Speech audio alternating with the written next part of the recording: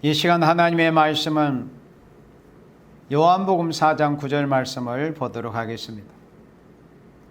사마리아 여자가 가로되 당신은 유대인으로서 어찌하여 사마리아 여자 나에게 물을 달라 하나이까니 이는 유대인이 사마리아인과 상종치 아니함이러라. 아멘. 이 시간 하나님의 말씀은 요한복음 4장 예수님께서 사마리아 수가성으로 들어가셔서 사마리아 성에 사는 한 여인을 만나서 예수님께서 대해 주시는 모습을 통해서 택하신 생명을 찾는 예수님의 심정이 어떠한 것인가 하는 것을 요한복음 4장을 통해서 살펴보도록 하겠습니다. 그래서 오늘 이 시간 말씀의 제목은 택한 자를 찾는 주님의 심정이라는 제목의 말씀입니다. 택한 자를 찾는 우리 예수님의 심정은 어떠한 것인가? 우리가 예수님을 그리스도로 신앙을 하는 것은 예수님의 어떤 외형적인 모습, 또 예수님께서 어떤 기적을 행하셨다, 그런 것보다도 예수님의 그 심정, 우리를 구원하러 이 세상에 낮고 천한 곳으로 임하셔서 보여주신 그 예수님의 그 심정, 죄인이라도 기꺼이 대해주시는 예수님의 심정이 어떻다는 것을 먼저 아는 것이 신앙의 기본적인 요소가 되는 것입니다. 그래서 택한 자를 찾는 주님의 심정은 어떠한 것인가? 그러면 택한 자를 찾는 주님의 심정이 어떠한 것인가 하는 것을 요한복음 4장에서 우리가 살펴보면서 우리도 예수님께 세우심을 입었고 우리도 예수님께 보내심을 받은 생명들이 아닙니까? 우리 예수님은 우리의 교회의 머리가 되시고 우리는 예수님의 각 지체의 한 부분들입니다. 그래서 하늘 보좌에 계시는 예수님께서 이 지상에 있는 작은 예수들, 예수님이 지체된 우리 교회들에게, 하나님의 백성들에게 주인이신 예수님의 심정을 바로 알아서 너희들도 그렇게 예수님을 대신해서 예수님을 대행해서 예수님이 살리시기를 원하시는 택하신 생명을 찾아서 살려내라 하는 것이 예수님께서 우리에게 분부하신 지상의 명령입니다. 그래서 택한 자를 찾는 주님의 심정은 어떠한 것인가 하는 것을 볼 때 사마리아 여인이 이렇게 예수님께 말씀했습니다. 당신은 유대인인데 어째서 나에게 물을 달라고 하십니까? 그때 예수님이 2000년 전에 메시아로 이 세상에 오셨을 당시에는 사마리아인들이 유대인들과 상종하지 않았습니다. 그것은 유대인들이 사마리아 사람들을 아예 사람 취급을 하지를 않는 때였습니다. 아예 그냥 금수처럼 취급하고 있었던 그런 때였습니다. 그러니 유대인들이 사마리아 사람들과 상종하지를 아니했다. 유대인이 사마리아인과 상종치 아니했다.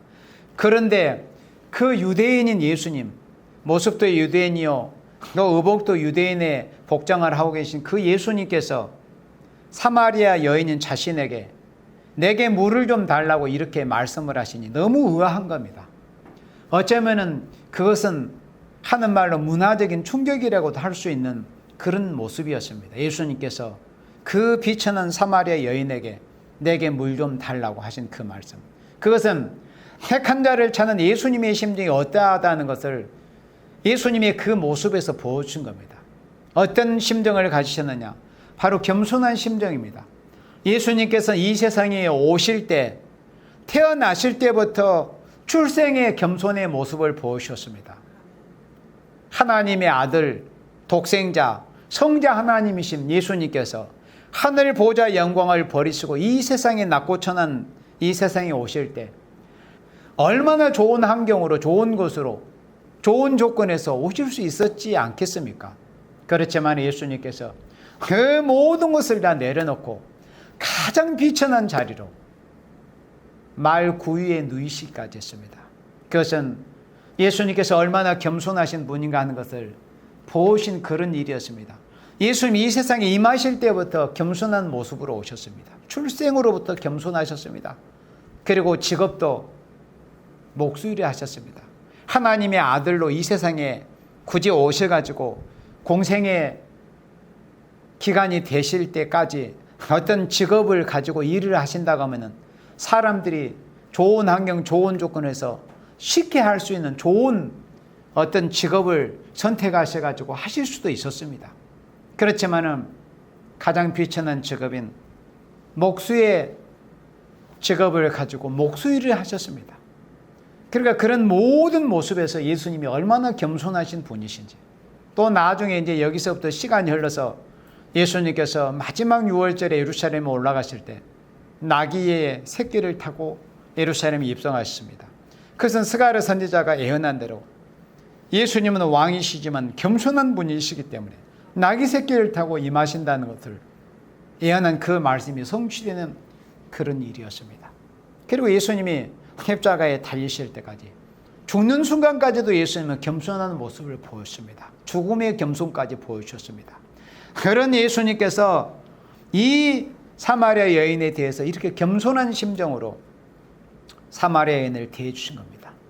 이제 이 말씀을 쭉 읽어보면 아시겠지만 이 여인은 남편이 그러니까 6번째 남자하고 살고 있는, 정말 사람들의 생각에는 뭐 아무리 지금 시대가 바뀌었다고 하지만 그런 사람이 있으면 그렇게 평범하게 사람들이 생각하거나 대하지는 분명히 않을 겁니다. 겉은 표현하지 않아도. 그런 정도의 여인이었습니다. 그렇지만은 그렇게 음란한 여자에게 조금 더 거리낌 없이 먼저 찾아가시고 먼저 말을 건네시고 또 거기다가 내게 물 좀 타오. 그 거룩한 손을 내밀어서 그 비천한 여인에게서 물까지 요구하셨습니다. 그때 당시에 유대인의 그런 생각으로는, 어떤 문화적인 그런 배경으로는 도저히 유대인으로서 그 사마리아 여인에게 손을 내밀어서 물을 달라고 요청을 하실 수가 없는 그런 때였습니다. 그렇지만은 예수님께서는 그 비천한 여인에게도 그 인격을 존중하시면서 겸손한 모습, 겸손한 심정으로 택한 자를 찾고자 하시는 그런 모습을 보여준 겁니다. 그 다음 여기 13절 말씀, 예수께서 대답하여 가라사대 이 물을 먹는 자마다 다시 목마르려니와 내가 주는 물을 먹는 자는 영원히 목마르리 아니하리니 나의 주는 물은 그 속에서 영생하도록 솟아나는 샘물이 되리라. 택한 자를 찾는 예수님의 심정은 어떤 심정을 가지셨느냐 할 때, 두 번째는 영생의 물을 주고 싶은 심정을 가지신 것입니다. 영생의 물을 주고 싶으신 겁니다. 겸손한 심정으로. 그래서 예수님이 만약에 예수님 신성을 가진 신이시며 인간으로 오셨던 그 예수님의 그 인격, 그 품성이 만약에 겸손하지 아니했다는 것을 우리가 가정을 한번 해봐요. 우리는 감히 예수님을 주로 부를 수도 없습니다. 예수님을 바라볼 수도 없습니다. 예수님 앞에 가까이 갈 수도 없는 거예요. 그래서 이렇게 비천한, 우리 역시도 사마리아 여인과 별로 다를 바 없는 인생들입니다. 하나님이 보실 때.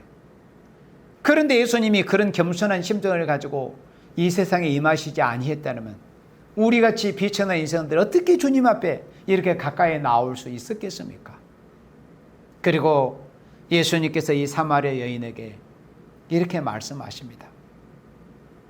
이 물, 이 야곱의 우물, 그러니까 그 우물이 야곱이 팠다고 전해 내려온 그런 우물이었습니다. 이 우물을 먹는 자마다, 이 야곱의 우물에서 펑펑펑펑 쏟아져 나오는 이 물을 먹는 자마다 다시 목마르려니와. 그러니까 아무리 시원하고 마시는 음료를 마신다 할지라도 시간이 어느 정도 지나면 다시 목마르잖아요. 그걸 예수님이 말씀하셨습니다. 그렇지만은 내가 주는 물을 먹는 자는 영원히 목마르지 아니하리니. 우리가 입으로 마시는 육적인 음료를 말씀하는 것이 아닙니다. 그러나 그 예수님이 그 하신 말씀에 그 심오한 영적 의미를 알 수가 없었죠. 만약에 그런 물이 있다면 제게 좀 달라고. 그리고 다시 이렇게 번거롭게 매일같이 물동이 치고서 물 길러 다니지 않도록 그런 물이 만약에 있다면 내게 달라고. 그러니까 도저히 예수님이 하신 말씀을 알아듣지를 못했습니다. 그러나 예수님께서 이렇게 말씀하셨습니다. 내가 주는 물을 먹는 자는 영원히 목마르지 아니하리니 나의 주는 물은 그 속에서 영생하도록 솟아나는 샘물이 되리라. 그래서 예수님이 영생의 물을 주고 싶다는 거예요. 그러니까 이런 죄인들에게도, 이 사마리아 여인 같은 이런 비천한 여인, 이런 죄인들에게도 예수님은 영생의 물을 주고 싶은 심정으로 이 세상에 오셨던 겁니다. 그래서 우리 역시도 예수님께서 주시는 영원히 목마르지 않는 하나님 보좌로부터 공급이 되는, 예수님께서 우리에게 공급해 주시는 이 신령한 영생의 물을 마시고 우리가 먹고 마시고 우리가 이제는 영생을 얻었습니다. 요한복음 3장 16절에 하나님이 세상을 이처럼 사랑하사 독생자 독자를 주셨으니 누구든지 예수님을 믿으면 죽음을 보지 않고 영생을 얻는다고 그랬습니다. 그래서 우리가 예수님께서 이렇게 주시는 이 영생의 물을 우리가 이제 먹고 마시게 된 겁니다. 그래서 우리는 믿음으로 이미 영생을 얻은 겁니다. 이 피곤하고 날마다 노쇠해져가는 이런 육체, 이 겉은 후피한 모습을 보이고 있지만은 우리는 이미 예수 믿는 생명들은 예수님께서 주시는 영원한 생명의 물을 지금도 우리가 마시고 있는 거예요. 이런 예수님의 심정 때문에 영생의 물을 주고 싶은 심정. 주님은 어떤 한 인생의 그런 죄의 모습, 어떤 외형적인 그런 모습보다도 그 생명의 중심을 보고 싶어 하시는 것이 예수님의 심정입니다. 영생이라는 것은 값없이 주는 겁니다. 예수님께서 그랬잖아요. 값없이 와서 마시라. 값없이. 만약에 영생의 물을 사람이 예를 들어서 하나님께서, 예수님께서 우리 인생들에게 영생의 물을 값을 치르고 만약에 마셔라.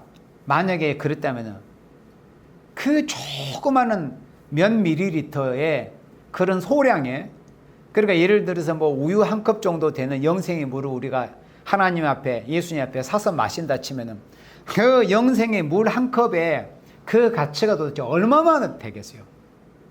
우리에 있는 전 재산, 우리가 뭐 별로 가진 것도 없지만 예를 들어 집 있는 사람 내 집을 다 팔아서, 내가 어떤 땅을 소유하고 있는 그 땅을 다 팔아서, 아니면 자기 가족들 다 팔아서 그 값을 치른다 할지라도 그 영생의 물 반 컵씩이라도 우리가 사서 마실 수 있겠어요? 절대 할 수 없습니다. 영원히 사는 물인데 그 값어치를 어떻게 세상의 어떤 것으로 환산을 할 수 있겠습니까? 할 수가 없는 거예요. 그래서 값없이 원하기만 하면은 값없이 와서 마셔라. 이사야 55장의 말씀이나 또 요한계시록 22장의 말씀에 사라는 말씀이나 그든 물질적인 값을 치르라는 의미가 아닙니다. 다만 순종하고 희생하라는 의미이지 어떤 물질적인 대가를 치르라는 게 아니에요.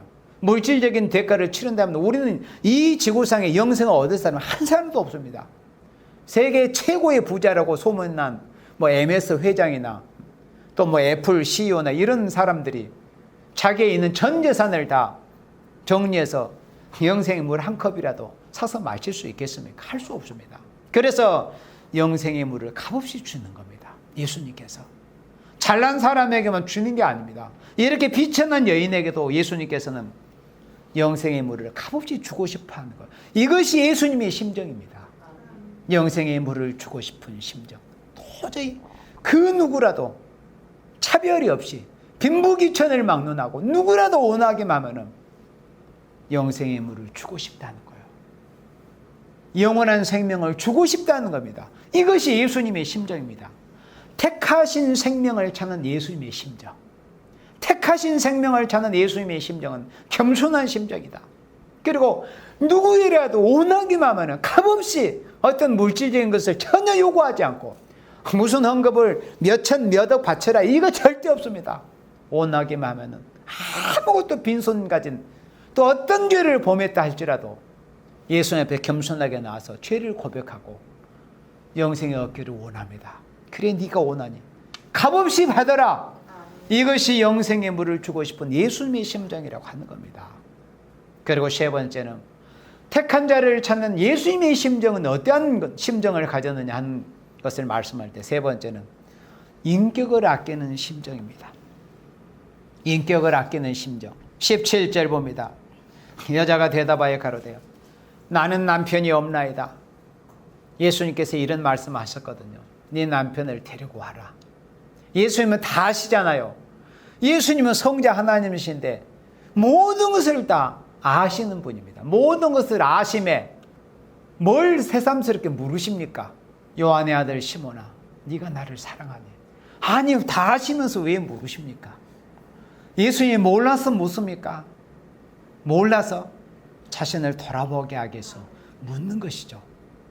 그래서 이 여인의 인격을 아끼면서, 만약에 우리 같으면 그랬을 겁니다. 우리 인생은, 물론 이제 우리도 예수님의 이런 모습을 보고 어느 정도 인격이 좀 훈련이 돼 있고 지식적으로도 알기 때문에 어떤 사람을 들 때 함부로 할 수는 없죠. 우리도 예수님의 제자들 아닙니까? 그래서 예수님께서 이런 6번째 남자와 살고 있는 이 여인, 정말로 사람들에게 온갖 손가락질을 받을 수밖에 없는 이런 비천한 여인이 죄인입니다. 창녀와 같은 여자입니다. 그렇지만 예수님께서 너는 왜 그렇게 인생을 지저분하게 살았니? 이렇게 말씀하시지 않으십니다. 이 여인에 대해서 인격을 아껴주십니다. 그리고 예수님의 입 밖에 절대 그 여인이 뭐 너는 여인이다 이런 어떤 것을 절대 풍기시지도 않았습니다. 그냥 네 남편만 데리고 와라. 그러니까 나는 남편이 없습니다. 그러니까 예수님께서 그래, 네가 남편이 없다는 말이 옳다. 그러니까 얼마나 이 여인의 인격을 아껴주시면서 스스로 자기의 부족을 깨닫게 하시는, 정말 이런 예수님의 심정을 우리가 갖고 이런 예수님의 이런 인격과 이런 전도의 지혜, 그리고 각인의 인격체를 대하는 이런 모습, 이런 인격을 우리가 속히 예수님의 어떤 인격과 이런 심정을 가져야 될 건데, 이런 심정을 갖자고 오늘 말씀을 전하는 겁니다. 사실은 저나 여러분들이다. 우리는 여전히 예수님 앞에 다 부족한 인생들입니다. 그리고 예수님이 이런 심정을 다 갖지도 못했어요. 솔직히 이런 심정을 갖고 싶습니다. 다 갖고 싶죠. 택한 자를 찾는 이런 예수님의 심정 우리가 다 가져야 됩니다. 정말 인격을 아끼는 심정. 17절에 내가 남편이 없다는 말이 옳도다. 그러니까 예수님께서 오히려 이 여인의 말을 옳다고까지 호응해 주시면서까지 인격을 아껴주시는 이런 모습을 보세요. 그러니까 우리의 주인 예수님이 찬양을 받으셔야 되는 거예요. 이런 모습을 봐요. 이런 분이 찬양을 받으시지 않는다면 누가 찬양을 받겠어요? 이런 분이 찬양을 받으시지 않으신다면 안 그렇겠어요? 이런 분을 우리가 신앙하지 않고 누구를 신앙을 하겠습니까? 이런 분을 신앙하지 않는다면 18절에 내가 남편 5이 있었으나 지금 있는 자는 내 남편이 아니니 내 말이 참되도다. 17절 마지막은 너의 말이 옳도다. 18절 마지막은 내 말이 참되도다. 정말 이 예수님의 이 인격, 이 심정, 또 말씀하시는 이 지혜 얼마나 참 부럽고 부럽지 않습니까?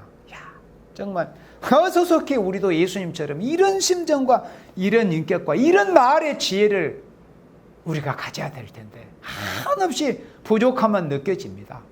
예. 이런 죄인들에게서 그냥 사람들 어떤 선입견에 있어서 야, 6번째 남자하고 사니 저 사람 볼 것도 없어. 어쩌면 우리 세일교회도 다른 데서 볼 때 그럴 겁니다. 뭐 인터넷에서 또 돌아다니는데 우리하고는 전혀 상관도 없는 그런 출처가 어디서 도대체 나왔는지. 물론 그렇게 하고 다니는 사람들이 있어서 그런 것도 하겠지만 사실 우리하고 상관이 없잖아요.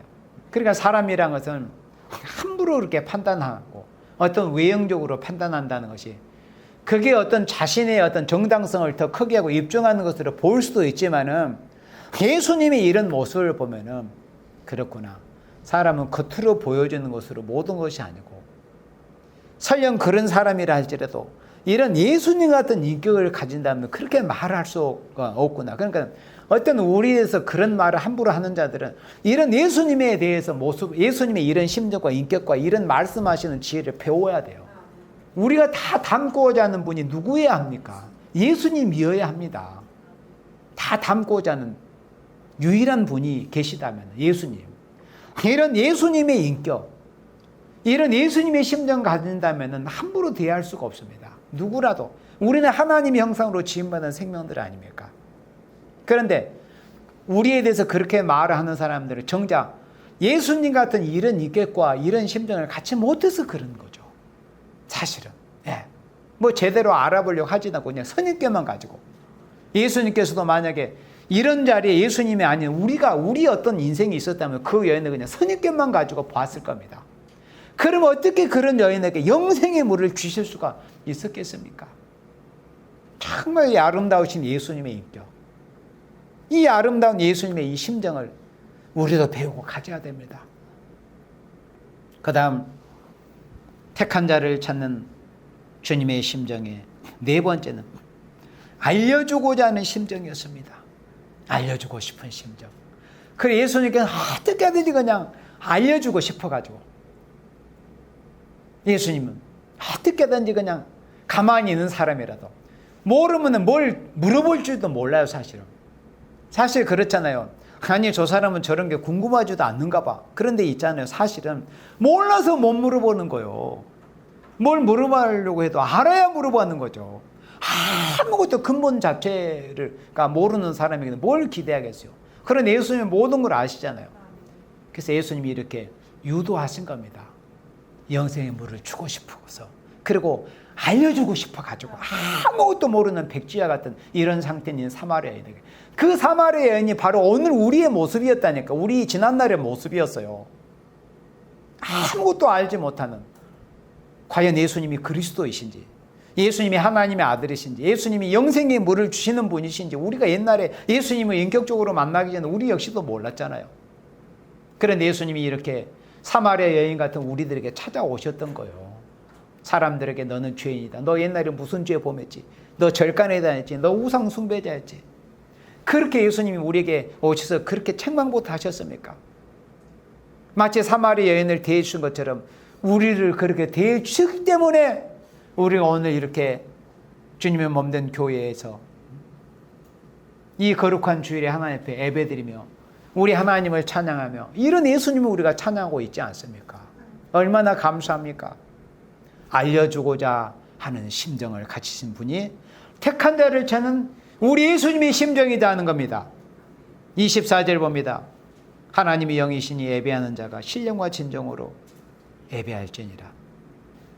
사마리아 여인이요, 자신에 대해서 모든 자신의 과거사를, 이력을 다 알고 계시는 것을 복잡하게 말씀하시지 않았잖아요. 그냥 네 남편만 대라, 그 말씀 한마디 모든 걸 다 아신다는 것을, 저 양반은 보통 양반이 아니구나. 벌써 사마리아에는 예수님이 그리스도라는 것을 아직은 모르고 있었어요. 그러나 범상치 않는 분, 선지자다, 이건 저분은 틀림없이 최소한 선지자는 된다.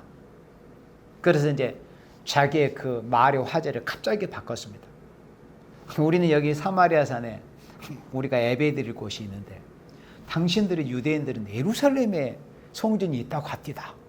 그러니까 예루살렘에 가보지는 못했죠. 사마리아 여인이니까. 그때 예수님이 이렇게 사마리아 여인에게 말씀하셨습니다. 예배할 때가 온다. 예배할 때가 오니 이제는 이 산에서도 말고, 그러니까 너희들이 지금 예배한다고 이 사마리아 산에서도 말고, 유대인들이 예배 드린다고 제사 드린다고는 예루살렘 성전에서도 말고 아버지께 예배할 때가 오나, 바로 지금 이제 이때다. 이런 때가 되었다. 바로 어떻게 예배하느냐? 예배하는 자가 하나님 영이시기 때문에, 하나님 영이시기 때문에 예배하는 자가 신령과 진정으로 예배할지니라. 그러니까 예배하는 자가 영과 진리로 예배할지니라. 곧 성령의 감동으로, 성령과 진리의 말씀으로 예배드려야 된다는 거예요.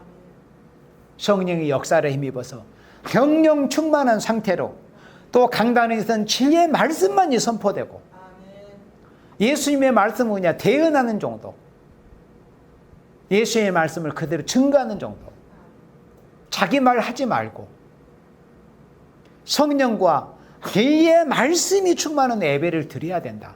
그것을 이 사마리아 여인에게 알려주신 겁니다. 예수님처럼 우리도 알려주고 싶은 심정을 가져야 돼요. 막 알려주고 싶어가지고 막 이 심령이 근질근질해야 돼요. 예수님처럼. 예수님이 그러셨거든요. 아니 아무 근본 자체를 모르고 있는 사람들이 영생이 뭔지, 어떻게 해야 죄를 사함받는지, 어떻게 해야 하나님이 기뻐하시고 하나님이 받으시는 하늘 보좌에 상달될 수 있는 성령과 진리의 말씀이 충만한 예배를 드릴 수 있는지 근본 자체를 모르는 사람에게 뭘 기대하겠어요? 알려줘야 될 거 아닙니까? 그게 예수님의 심정이었어요. 알려주고 싶어하는 주님의 심정을 우리도 가져야 됩니다. 택한 백성을 찾는 주님의 심정은 네 번째로 알려주고자 하는 심정을 가지셨다. 이것이 우리 주님의 심정, 우리 예수님의 심정이며 또 우리의 심정, 나의 심정이 되어야 된다 하는 말씀입니다. 그 다음에 다섯 번째는 불타는 심정입니다. 불타는 심정. 요한복음 4장 31절입니다. 그 사이에 제자들이 청하여 가로되 라비어 잡소서. 예수님께서 사마리아 여인을 만나가지고 말씀하시던 그 시간이 몇 분인지는 우리가 확실하게 알 수는 없어요. 그러나 어느 수분이 지났을 거라는 거야. 그 사이에 제자들은 6시쯤 되었다고 그랬어요. 그러니까 오늘 우리나라 시간으로 하면 대략 한 12시 정도, 정오 정도, 점심때 정도 되는 시간대였습니다. 그래서 이제 예수님도 제자들도 점심을 드셔야 되기 때문에 제자들이 마을로 점심을 구하러 갔습니다. 그런데 제자들이 점심을 마련해 가지고 오니까는 예수님께서 사마리아 여인과 말씀하시는 모습이 보인 거예요. 그래서 제자들에게 예수님이 시장하실 걸 생각하고 라비어 선생님 이렇게 점심을 마련해 가지고 점심을 사 가지고 왔습니다. 점심 사러 갔다고 그랬잖아요. 여기에 점심 사 가지고 왔습니다. 어디 가서 공짜로 얻어갖고 온 거 아닙니다. 마을로 점심 사러 갔다고 그랬어요. 점심을 사 가지고 왔습니다. 선생님 잡수세요. 32절에 가라사대 내게는 너희가 알지 못하는 먹을 양식이 있느니라.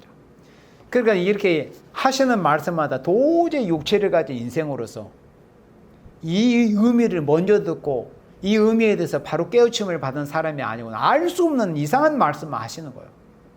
아까는 영생의 물을 주신다고 하죠. 또 여기서는 제자들에게 내게는 너희가 알지 못하는 먹을 양식이 있느냐. 그러니까 제자들은 또 동문서답을 합니다. 아니 우리 몰래 이 사마리아 여인이 혹시 자기가 감추는 뭐 식물을 드린 거 아니야? 아니면 우리가 마을로 갔다 오는 시간이 좀 지체가 돼가지고 뭐 누가 중간에 와서 빨리 예수님이 드실 것을 갖다 드린 거 아닌가 이렇게만 생각을 했습니다.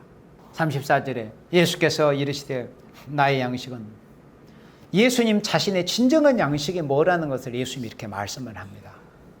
그래서 택한 자를 찾는 주님의 심정의 다섯 번째는 불타는 심정이라고 그랬어요. 이 양식은 무슨 양식이었어요? 우리가 먹고 마시는 밥이나 빵이나 음료가 아닙니다. 예수께서 이르시되 나의 양식은 나를 보내신 이의 뜻을 행하는 것. 아버지, 여호와 하나님 아버지의 뜻을 행하는 것이 자신의 양식이라는 것. 자신의 먹고 마시는 생활이라는 것이죠. 아버지의 뜻을 행하는 것이 그의 일을 온전히 이루는 이것이니라. 이것이 예수님 당신의 양식이라는 것을 말씀을 한 겁니다. 불타는 심정, 그러니까 시장하신 것도 잊어버리고 그 한 생명 살려보려고 한 생명 전도해서 깨우치고 살려보고 그 죄를 스스로 깨닫게 해서 회개하고 예수님 당신을 그리스도로 영접하게 하시기 위해서 영생의 물을 받게 하시기 위해서 영생을 얻게 하시기 위해서 자신의 예수님 당신의 그 피곤하고 노곤함 우리 여기 4장 1절을 쭉 읽어보면 예수님이 행로에 고나서서 가지고 우물가에 그냥 털썩 주저앉아 버렸었어요. 예수님은 죄가 없는 분이십니다. 죄가 없는 분이시지만은 이 세상의 공생에 사용할 때 얼마나 피곤하게 노방정도를 하시면서 행로에 피곤하셔가지고 그 우물가에 그냥 털썩 주저앉으셨다니까요. 그러니 얼마나 피곤하고 시장하셨겠어요. 우리 육체를 가지신 분이기 때문에. 그런데도 그런 시장하신 것까지 잊어버리고 그 천하보다 귀한 한 생명을 살리시기 위해서 시장하신 것은 안중에도 없습니다. 내가 정말 이 세상에서 와서 할 일은 바로 이런 불쌍한 생명들, 이런 죄인들, 이런 비천하고 손가락질 밟고 천대받는 이런 생명들을 살리는 일을 하기 위해서 내가 이 땅에 온 목적이다. 바로 이것이 내 양식이다. 이렇게 불타는 심정을 가지고 제자들에게 말씀을 하신 겁니다. 이런 예수님의 불타는 심정을 가지고 역사하신 것 때문에 사마리아 여인과 별반 다를 것 없는 우리 인생들이 우리가 이렇게 살게 된 거예요. 불타는 심정을 가지고 이런 열정. 이사야 62장에 여호와로 쉬지 못하시게 하라. 또 여호와께서는 우리로 쉬지 못하시게 종들로 쉬지 못하시게 잠잠치 않게 하신다고 그랬어요. 이사야 62장 말씀이에요. 그래서 하나님께서는, 예수님께서는 아버지께서 일하시기 때문에 나로 일하지 않느냐. 나도 일하고 있다. 이렇게 불타는 심정을 가지고 말씀을 하신 겁니다. 우리도 예수님처럼 정말 예수님의 재림이 날로 가까워 오고 있으면 우리가 느끼고 있잖아요. 물론 그 월 예시는 절대 알 수도 없습니다. 우리는 거기에 대해서 크게 관심도 갖지 않습니다. 우리가 뭐 관심을 갖는다고 해서 그 날들이 뭐 단축이 되거나 늘어나거나 그렇게 하겠습니까? 우리는 알려고 한다는 자체가 어리석은 짓입니다. 다만 우리는 때와 기한은 아버지께서 당신의 절대적인 권한을 주셨기 때문에 우리는 예수님의 심정을 가지고 어떻게든 택한 백성을 깨우치고 살리고자 하는 이런 일에 우리가 열정을 가지고서 예수님의 심정을 가지고 불타는 심정으로 어떻게 하면 저 생명을 한번 깨우쳐보고 살려볼까, 이런 심정만 가지고 하루하루 그렇게 나아가는 것밖에 다른 것이 결코 있어서는 안 되는 겁니다. 불타는 심정. 그리고 35절입니다. 예수님께서 택한 자를 찾는 주님의 심정이 이제 마지막입니다. 6번째는 바빠하시는 심정을 가졌습니다. 바빠하시는 심정. 자, 35절입니다. 너희가 넉 달이 지나야 추수할 때가 이르겠다 하지 아니하느냐.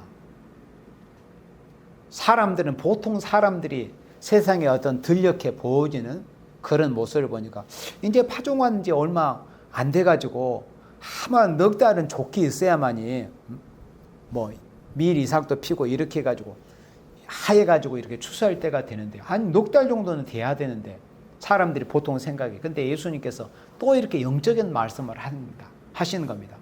너희가 넉 달이 지나야 추수할 때가 이르겠다 하지 아니하느냐. 내가 너에게 이르노니 눈을 들어 밭을 보라. 휘어져 추수하게 되었도다.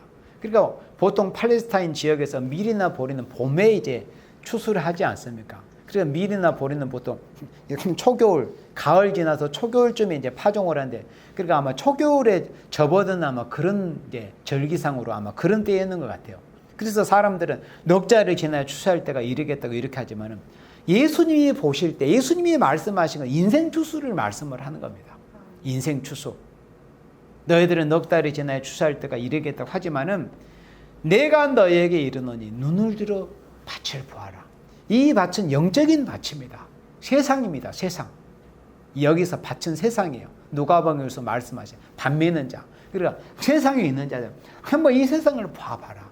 추수할 때가 이미 되었다. 그래, 2000년 전부터 예수님께서 벌써 추수할 때가 되었다는 걸 말씀했어요. 한 개개인의 영혼들이 예수님께 추수를 받아가지고 하나님 나라 가야죠. 또 베드로서 1장에 이미 2000년 전에 말세가 되었다는 걸 말씀. 예수님이 이 세상에 오신 그때부터 이 세상은 말세로 들어간 겁니다. 말세가 시작이 되었던 거예요. 지금은 이제 말세에서 끝부분에 해당이 되는 거예요. 말세의 끄트머리. 말세의 지말이죠, 지금 이 시기에는. 그래서 2000년 전에 벌써 예수님이 추수 때라는 것을 말씀하시는데, 2000년이 지난 지금 이 시기가 얼마나 인종 추수기, 인종 심판의 때가 가까웠음을 알 수 있잖아요. 그래서 우리 예수님처럼 바빠하시는 심정을 가져야 돼요. 사람들의 생각에는 뭐 성경을 읽어보니까 나름대로 안다고 하는 사람들이 이렇게 보니까 무슨 세상이 이렇게 되고 정치는 이렇게 되고 종교는 뭐 어떻게 되고 뭐 종교의 어떤 세계 통합, 정치의 어떤 뭐 공산당과 더 타협하는 것이 어느 정도 더 가야 된다. 뭐 나름대로 다 나름대로 어떤 시간적인 계산들을 하지 않겠습니까? 그러나 그런 인간의 생각으로 계산하는 것을 예수님이 다 밀어버리고 그딴 소리 좀 하지 말고 점쟁이들처럼 이 손가락 짚어가지고 날짜 계산하고 뭐 어느 때가 되고 이런 따위 소지하지 말고 오늘이 바로 한 생명을 추수하는 때다. 오늘이 바로 오늘이란 날이 이 시간이 바로 너 앞에 있는 생명에게 복음을 전하고 전도해서 생명을 추수해서 하나님 앞에 거룩게 드리는 바로 추수 때라는 것을 말씀을 한 겁니다. 바빠하시는 심정을 가져도 이렇게 항상 10년 후에 내가 저 사람한테 전도해야지. 10년 후에 내가 복음을 전해야지. 10년 후에 내가 주님의 일을 해야지. 내가 한 10년 동안 돈 열심히 벌어가지고 10년 후에 내가 뭘 해야 되지. 그러면 그 10년 이전에 예수님 오시면 어떻게 하게요? 그 10년 안에 만약에 복방으로도 환란이 오면 어떻게 할 거예요? 물론 우리가 그날과 그날 절대 알 수는 없습니다. 하나님의 시간은 하나님의 절대 주권에 있기 때문에. 그래서 오늘이란 날에 예수님의 심정을 가지고 바빠하는 예수님의 심정을 우리도 본받아 가지고 어떻게 하는지 주의 일을 부응케 할고, 우리가 이 시대에 가장 가치 있는 게 뭐 어떤 보람된 일이 뭐겠어요? 물론 여러 가지 일들이 있겠지만 우리 인생으로서 하나님의 자녀로서 가장 가치 있고 보람된 일은 다른 게 아닙니다. 하박국 3장 1절로 2절에, 하박국 3장 2절에 주여 여호와여 주는 주의 일을 이 수년 내에 부응케 하옵소서. 이 시대에 가장 우리 하나님의 종들, 하나님의 자녀들이 해야 될 최우선, 가장 우선되게 해야 될 일이 뭐냐면 주님의 일이 부응케 하는 일입니다. 주님의 일을 부응케 하는. 만약에 아무리 돈이 많은 사람, 세상 권력을 가지고 어떤 육체적인 건강을 갖고 있는 사람이 있다고 할지라도 주님의 일이 부응케 되지 못해가지고 하나님의 백성이 앞으로 예언의 말씀을 읽고 듣고 지키는 생명을 통해서 알곡에 모아지는 초대교회가 한국을 비롯한 전 세계에 세워지지 못한다면 돈 많고 권력 있고 명예를 가진 사람들이 앞으로 창세의 이유로 없는 북방으로부터 환란이 올 때 다 거기에 짓밟히고 말게 될 것입니다. 그래서 이 시대에 그 어떤 것보다 중요한 것이 바로 주님의 일이 부응케 되는 거예요. 주님의 일이 부응케 되는 그런 과정에서 사람들이 내가 어떤 사람에게 복음을 전하고 말씀을 전하면 금방 호응하고 알아줄 것 같다는 이런 환상에서 깨어나야 돼요. 심지어 하박국 1장에서는 혹이 너에게 구할지라도 너희가 듣지 않는다, 믿지 않는다고 그랬습니다. 그만큼 어려운 과정이 있어요. 아니 예수님이 2000년 전에 오셨을 때도 예수님은 성자 하나님이십니다. 그분이 예수님이 실제로 말씀이 육체를 입고 오셔가지고 말씀을 전할 때도 자칭 유대인이라고 했던 사람들이 예수님의 말씀을 다 들었을까? 거의 안 들었습니다.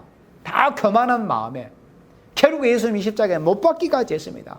그런데 하물며 우리 한 인생, 피조물의 인생에 불과한 우리들이 누구에게 전한다고 해서 누가 그렇게 쉽게 귀를 열고 마음을 열고 눈을 열고 보고 들으려고 하겠습니까? 그래서 우리가 더 안타까운 심정을 가지고 예수님의 심정을 가지고 더 바빠하는 심정을 가지고 바쁜 심정을 가지고 이제 인종 추수기가 되었다. 정말 이 시기가 만약에 우리 앞을 광같이 지나가 버린다면 다시 때를 얻을 수 없겠다는 이런 절박한 심정을 가지고 2000년에 예수님이 이 세상에 오셨을 때 성경에는 그런 어떤 직접적인 어떤 표현이 없지만 사실은 예수님이 있잖아요. 시한부적인 인생을 살아셨어요. 2000년 전에. 예수님은 어느 때 당신이 십자가에 못 박히실 걸 알고 계시잖아요. 예수님은 다 알고 계시죠. 6월절 어린 양으로 속죄의 제물이 되실 걸 알고 계셨단 말이에요. 그러니까 이 제자들은 아무리 가까이 3년 동안 따라다녔던 제자들은 그걸 모를지 예수님 자신만큼은 시한부 인생을 살고 계셨어요.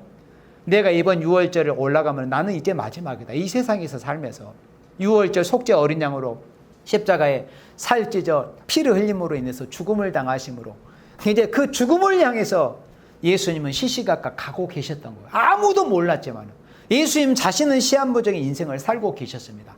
그렇게 바쁜 심정을 가지고 이 세상에 오셔서 그 짧은 공생의 그 생활을 사역을 해 가신 분이 바로 우리의 주인 되신 예수님이십니다.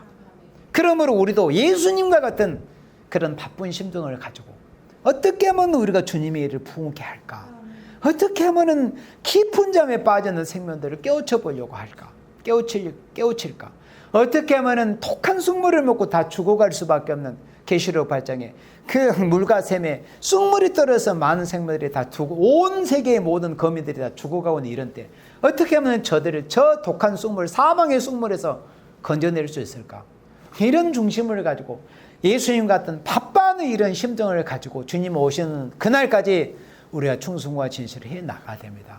그것이 우리 주님의, 우리 주인 되시는 예수님의 심정이며 또 주님의 지체되고 주님의 제자되고 작은 예수된 바로 우리의 심정이 되어야 한다는 것입니다.